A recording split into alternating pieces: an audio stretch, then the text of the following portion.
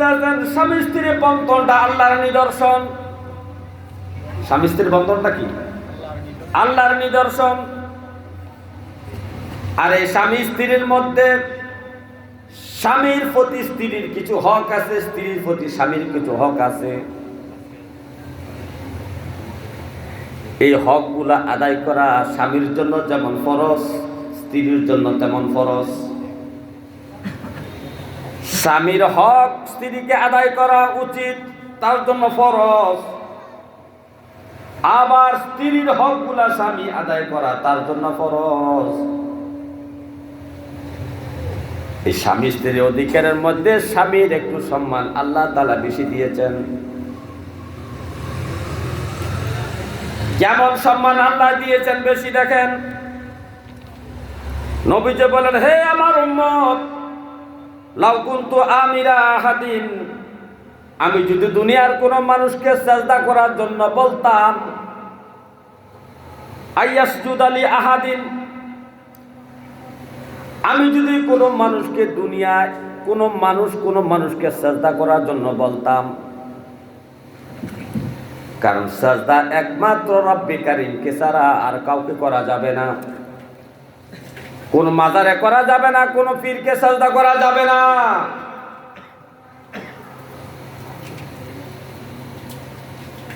বাবা তার বাবাকে সন্তান সিজদা করতে পারবে না, সন্তান তার মাকে সিজদা করতে পারবে না। শরীয়তে মুহাম্মদের মধ্যে না নিষেধ করা হয়েছে। অন্যান্য নবীদের আমলে এটা জায়েজ ছিল, কিন্তু নবীর আমলে আয়া উম্মতি মুহাম্মদের জন্য এটা হারাম করে দেওয়া হয়েছে। এই হারাম করে দেওয়ার পরে বলতেছে, হে আমার উম্মতেরা শোনো, হে আমার উম্মতেরা শোনো, তোমাদের স্বামীগুলা তোমাদের কাছে কতটুকু মর্যাদাশীল, কতটুকু দামি, এতটুকু শোনো। আমি যদি দুনিয়ার কোনো মানুষকে আরেকটা মানুষকে সিজদা করার জন্য বলতাম, তো আমি কি করতাম? লি আহাদিন লা আমারতু নিসাই, আমি সমস্ত মহিলাদেরকে, সমস্ত স্ত্রীদেরকে, ওয়াইফদেরকে আমি আদেশ করতাম, আইয়াসজুদা লি আজওয়াজিহিন্না, আইয়াসজুদনা লি আজওয়াজিহিন্না, হে স্ত্রীরা তোমরা তোমাদের স্বামীকে সিজদা করো।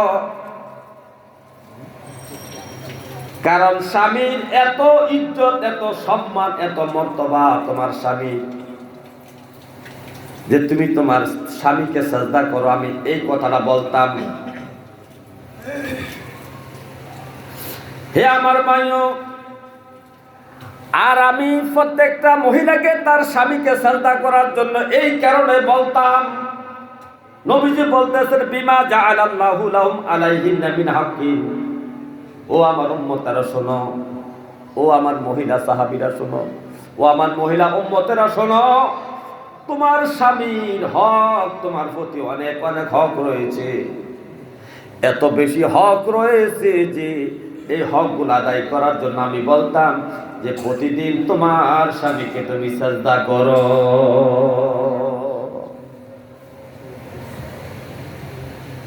তাহলে স্বামীর কত দাম! একমাত্র আল্লাহকে ছাড়া দুনিয়ায় কোনো মানুষ, কোনো জায়গা, কোনো ব্যক্তিকে, কোনো জায়গাকে সিজদা করা যায় না, হারাম বলা হয়েছে।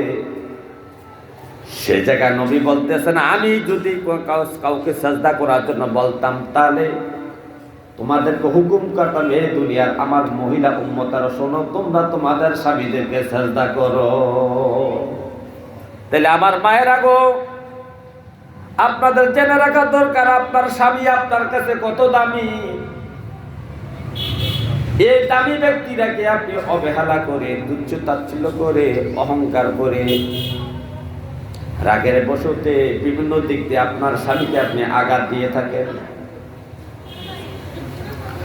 নবীজি প্রশ্ন করলেন, নবীজিকে প্রশ্ন করলেন সাহাবী, ইয়া রাসূলুল্লাহ, আইয়ুন নিসাই খায়রুন, কোন স্ত্রী লোকটা ভালো, কেমন ওয়াইফ ভালো, কোন স্ত্রী লোকটা ভালো, নবীকে একটু বলে দেন না।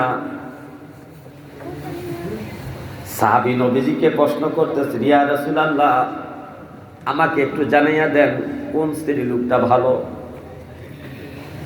নবীজি বলেন, ক্বালাল্লাতী তাসুররুহু ইযা নাযারা। নবীজি বললেন, তাসুররুহু ইযা নাযারা, যে মহিলার দিকে তার স্বামী তাকাইয়া খুশি হইয়া যায়, যে মহিলার দিকে স্বামী তাকাইয়া খুশি হইয়া যায়, এক নাম্বার গুণ। দুই নাম্বার, ওয়াতুতিউহু ইযা আমারা, স্বামী আদেশ করার সাথে সাথে স্ত্রী তা আদেশ পালন করে। স্বামী তার চেহারার দিকে তাকালে স্বামী হাসি দিয়া নেয়, স্বামীর মন খুশি হয়ে যায় বিবির দিকে তাকাইলে। আর দুই নাম্বার গুণ হইল, যখন স্বামী আদেশ করে সাথে সাথে স্বামীর আদেশটা স্ত্রী পালন করে। এই দুইটা গুণ যে মহিলার মধ্যে থাকবে, এই দুইটা গুণ যে মহিলার মধ্যে থাকবে, সেই মহিলাটা হলো তোমাদের মধ্যে উত্তম স্ত্রী। পুরুষটা সারাদিন হাটে বাজারে মাঠে ঘাটে, অফিস আদালতে দোকানে পাটে, ব্যবসা বাণিজ্য, কষ্টের উপর কষ্ট, গামের উপর গাম জড়াইয়া বাসায় আসে, খাওয়া দাওয়া করার জন্য, গোসল করার জন্য বাসায় আসে। যখন সে বাসায় আসে দরজায় পৌঁছে, স্ত্রী ঘর থেকে যদি দৌড়ে আসা দরজার মধ্যে স্বামীকে দেখে একটা মুচকি হাসি দেয়। এই যে স্বামীটা বাজারে হাটে মাঠে ঘাটে দোকানে পাটে ব্যবসা বাণিজ্য চাকরি বাকরিতে এত কষ্ট করেছে, সমস্ত কষ্টগুলা ভুলে যায় বাড়িতে এসে যদি স্ত্রীর একটা হাসি দেখে। স্ত্রীর যে হাসি দেয়া বলে, আপনি এতক্ষণে আসলেন, কখন ধরে আমি বসে আছি আপনার খাবার নিয়ে, আপনি এতক্ষণে আসলেন, না জানে আপনি খানায় কষ্ট হয়েছেন। এই হাসি দিয়া যখন স্ত্রী স্বামীকে এই কথাটা বলে, এই যে স্বামী এত কষ্ট করলো সকাল থেকে দুপুর পর্যন্ত, দুপুর থেকে সন্ধ্যা পর্যন্ত, এই হাসিরা দেওয়ার কারণে স্বামীর মনে যত ব্যথা দুঃখ আছে সব ব্যথা সব মুহূর্তের মধ্যে বিলীন হয়ে যায়। বিলীন হওয়ার কারণ হইলো ওই যে রব্বুল কারীম বলতেছে, মাওয়াদ্দাতা ওয়া রাহমা, আমি স্বামী স্ত্রীর মধ্যে এমন ভালোবাসা সৃষ্টি করেছি যে তার একটা হাসির মধ্যে ভালোবাসা প্রকাশ পায়। হাসির মধ্যে কি? আর যখন তাকে আদেশ করে, স্ত্রীকে বলে, স্বামী আমার লুঙ্গিটা এনে দাও, তাড়াতাড়ি গোসল করি। লুঙ্গিটা খুলতে দেরি হয়েছে, দৌড়াইয়া লুঙ্গিটা স্বামীর হাতে দিতে দেরি করে নাই। সাবান দেওয়ার জন্য বলছে, দ্রুত বেগে স্ত্রী সাবানটা স্বামীর হাতে দিতে দেরি করে নাই। বলছে, আমার জন্য একটা গরম পানি করে দাও, গোসল করব। এতটুকু আদেশ করার সাথে সাথে এই নেককার স্ত্রী গরম পানির জন্য প্রস্তুতি নিয়েছেন। তার হাজার কাজের ঝামেলা থাকলো, রান্না বান্না সন্তানাদি নিয়েও যত ঝামেলা আছে, সমস্ত ঝামেলা থাকার পরেও স্বামীর গরম পানি খুঁজছে, এটা দিতে সে দেরি করে না।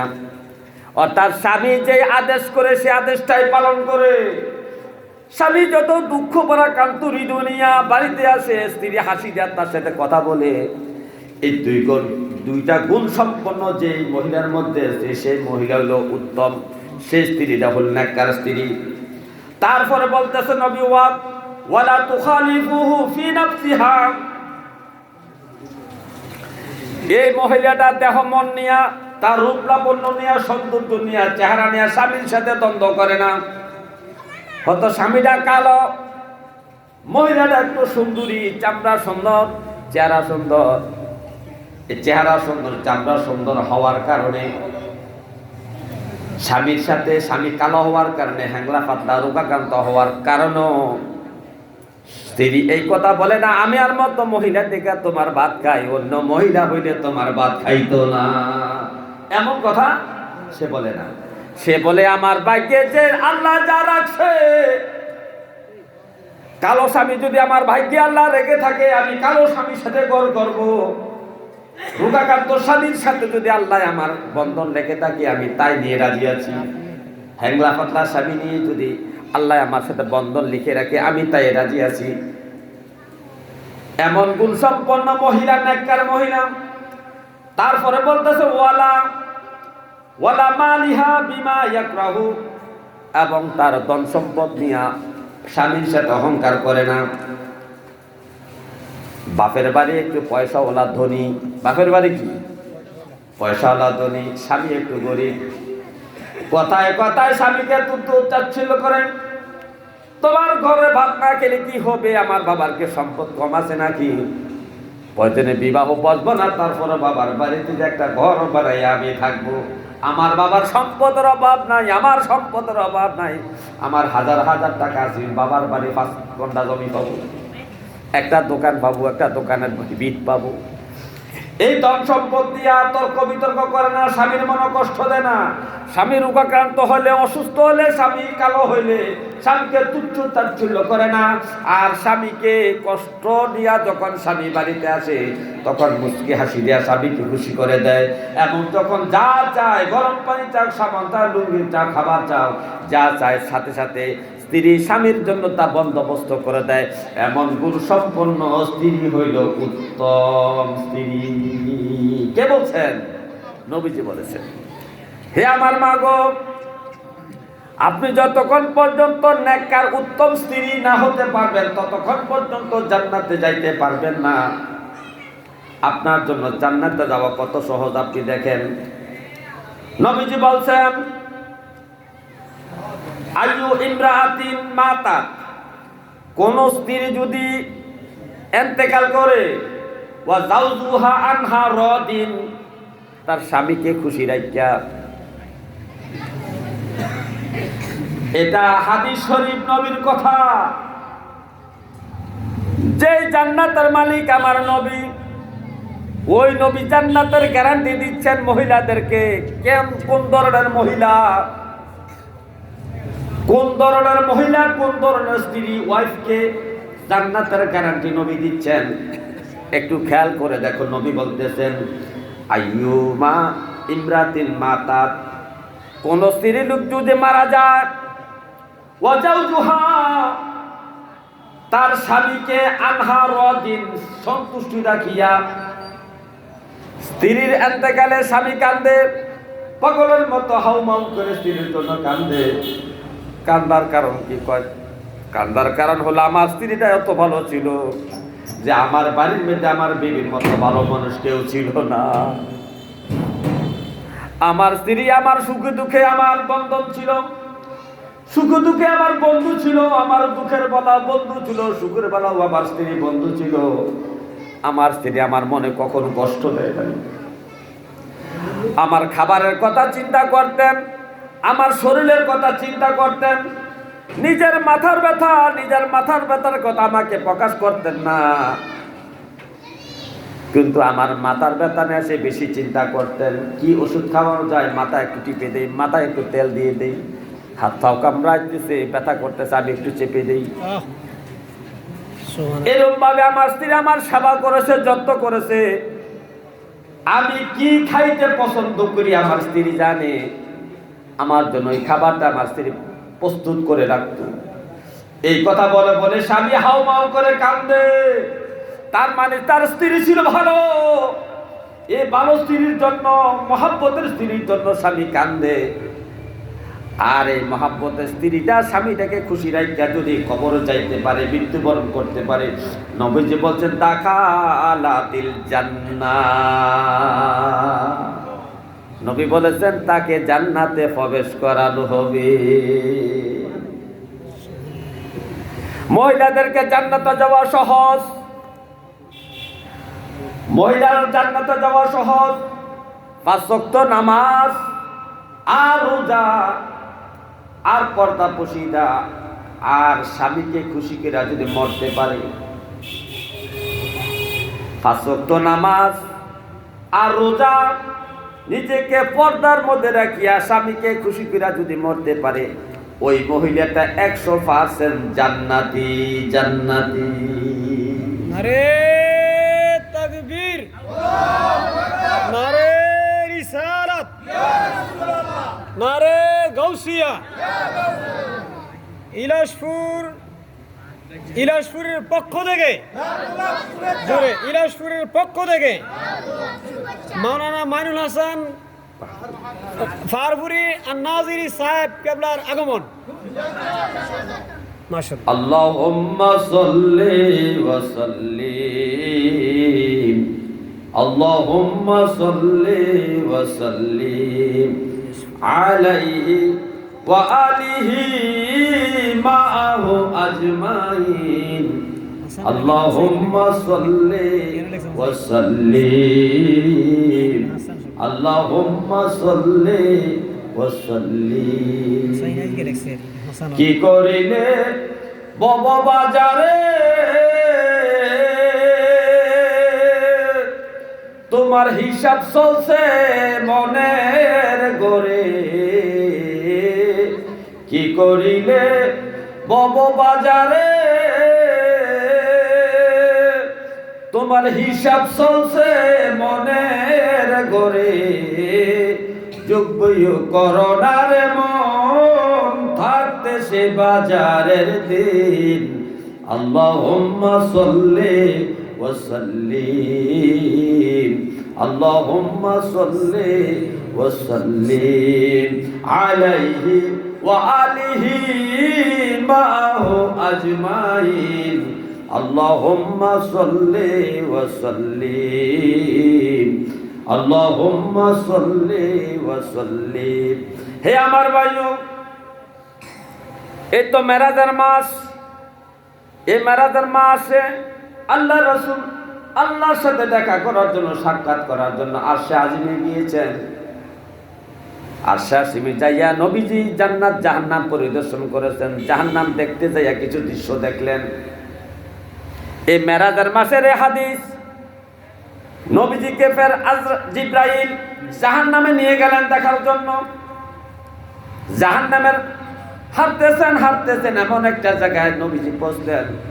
একটা ময়দানের মধ্যে দেখতে পাইলেন কিছু মহিলাকে তাহার জিহ্বার সাথে রশি বাঁধিয়া লটকাইয়া রাখা হয়েছে।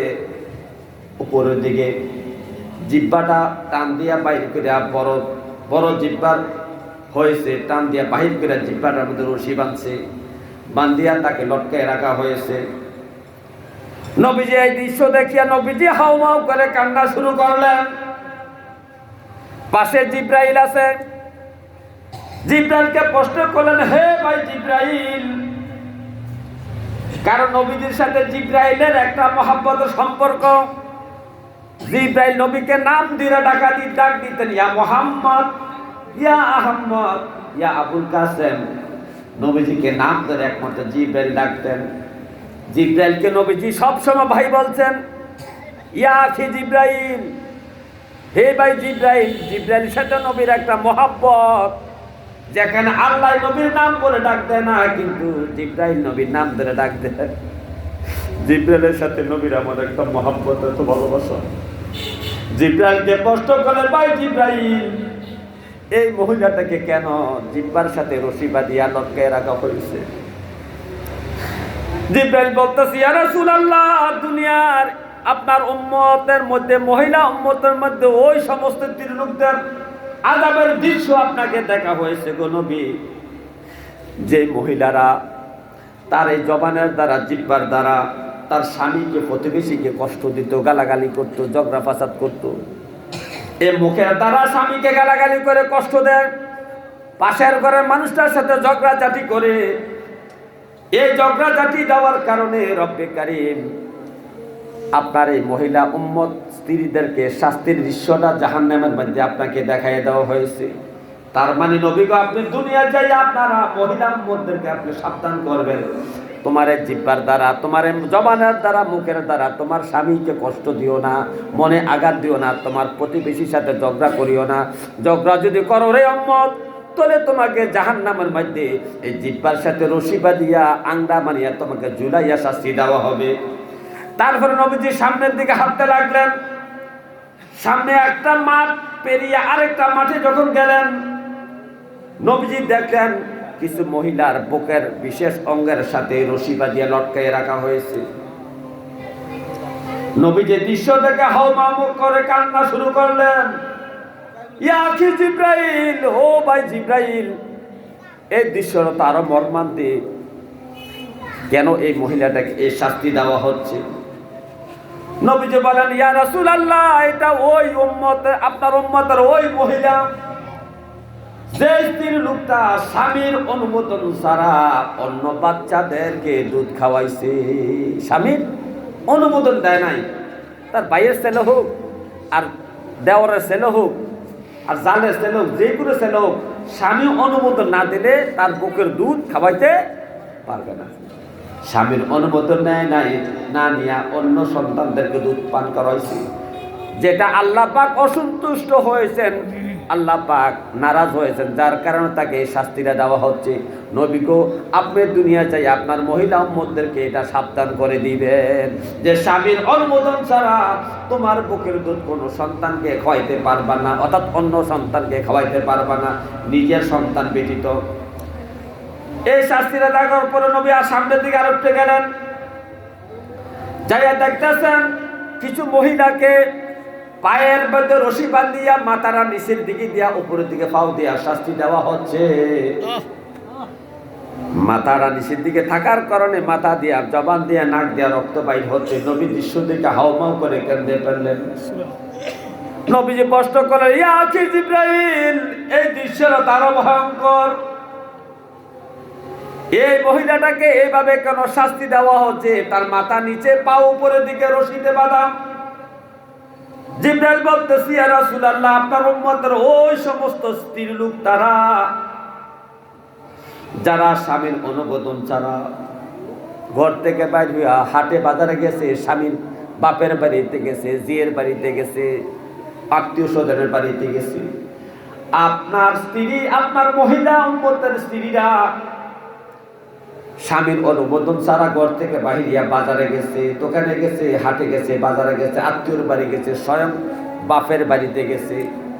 স্বামীর অনুমোদন না নেওয়ার কারণে নবী গো, আপনার উম্মতের ওই সমস্ত মহিলা স্ত্রী লোকদেরকে এইভাবে শাস্তি দেওয়া হচ্ছে।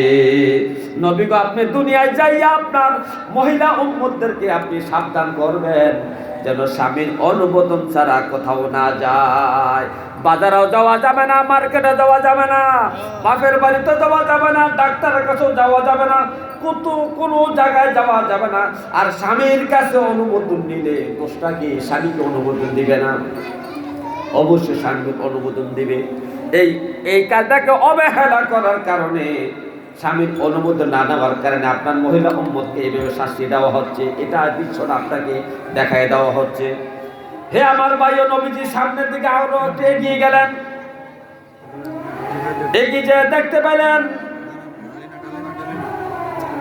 একটা মহিলাকে তার হাতের মধ্যে এভাবে দুইটা হাত একসাথে বাঁধিয়া উপরের দিকে লটকে রাখা হয়েছে, ঝুলন্ত করে রাখা হয়েছে, ঝুলিয়ে রাখা হয়েছে। মহিলাটা দুইটা হাত বাঁধিয়া রশি দ্বারা উপরের দিকে ঝুলিয়ে রাখা হয়েছে। নবীজি প্রশ্ন করে, ইয়া আখি জিব্রাইল, হে ভাই জিব্রাইল, এই মহিলাটাকে কেন এইভাবে শাস্তি দেওয়া হচ্ছে? কেন এই শাস্তি দেওয়া হচ্ছে মহিলাটাকে? জিব্রাইল বলো। নবীজি যখন জিব্রাইলকে প্রশ্ন করলেন, জিব্রাইল এই কারণটা তুমি বলো। জিব্রাইল বলতেছি, ইয়া রাসূলুল্লাহ, আপনার মহিলা উম্মতের মধ্যে যারা স্ত্রী, কিছু স্ত্রী লোক স্বামীর অনুমোদন ছাড়া স্বামীর টাকা পয়সা খরচ করেছে, ইচ্ছা মাফিক স্ত্রী পিস কিনেছে, স্বামী বিদেশ থেকে টাকা পাঠায়, ইচ্ছা মাফিক সে মানুষকে টাকা দেয়, বাপের বাড়িতে টাকা দেয়, ভাইকে টাকা দেয়, মেয়েকে টাকা দেয়, ইচ্ছা মাফিক খরচ করে স্বামীর অর্থ সম্পদ সে নষ্ট করে। আরে স্বামীর অনুমোদন ছাড়া ভিখারিকে ভিক্ষা দেওয়া যাবে না, কারণ ঘরের চালের মালিক স্বামী, টাকার মালিক স্বামী, বাড়ির মালিক স্বামী, অর্থ সম্পদ সব কিছুর মালিক স্বামী। আপনি মাত্র পাহারাদার। আপনি কি? আপনি মাত্র পাহারাদার। সব কিছুর মালিক আপনার স্বামী। স্বামীর অনুমোদন ছাড়া ভিখারিকে ভিক্ষা দেওয়া যাবে না, কোন মসজিদ মাদ্রাসার স্বামীর টাকা দান করা যাবে না স্বামীর অনুমোদন ছাড়া। কিন্তু নিজের ব্যক্তিগত টাকা তাকে দিতে পারবেন, যেমন ব্যক্তিগত ইনকাম আছে, যেমন আপনার মোহরানার টাকা, আপনার মোহরানার টাকা, আপনার মোহরানার টাকা যদি আপনি ভিন্ন খাতে ব্যয় করে আপনি আয় করেন, এই টাকাটা আপনার। কিন্তু স্বামীর বাড়িতে যদি আপনি মুরগা পালেন, এই মুরগার মালিকটাও আপনার স্বামী। মারহাবা মারহাবা। অনেক আমার মায়েরা মনে করে এগুলোর মালিক আমি, কারণ হাঁস মুরগা পালি তো আমি না। আরে আপনার সম্মান